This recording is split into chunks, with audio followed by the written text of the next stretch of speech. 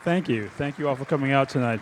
Your interest in these characters who are kind of obsessed with, but they're also at a point in their careers in show business, be it Anvil or Hervé Villechaize or Hitchcock, that basically their time is almost passing them by, and they have to react to that. Well, that's exactly how I feel.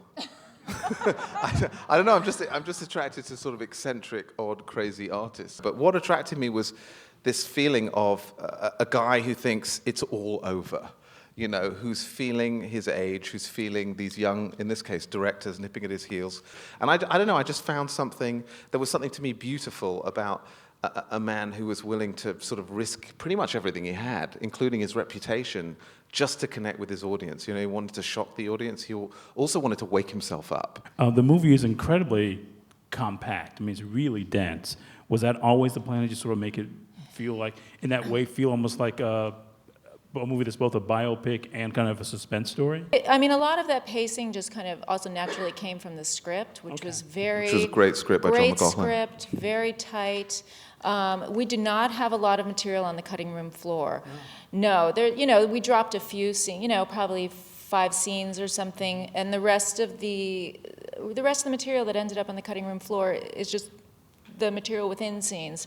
You know, when we were first putting together the film, and we worked on the prosthetic, there was actually Howard Berger built a prosthetic. He looked exactly like Hitchcock. The only problem was there was so much stuff over Tony's face that you couldn't feel anything. It was just, he was wearing this mask. So we made the decision, we want the audience to know it's Tony Hopkins playing Alfred Hitchcock. We were talking backstage about how quickly we made this film, and there's something great about having no time, because you just go with your gut and make decisions. Because in February of this year, we didn't even know the movie was happening.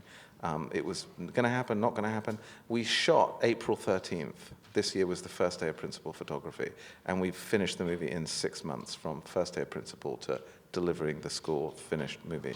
So, But I feel like there's so many fun things, like of that whole sequence, the phone, and she's on the phone with Whit, and suddenly there's Dolly on the phone. So basically, you're doing Dial M for Murder.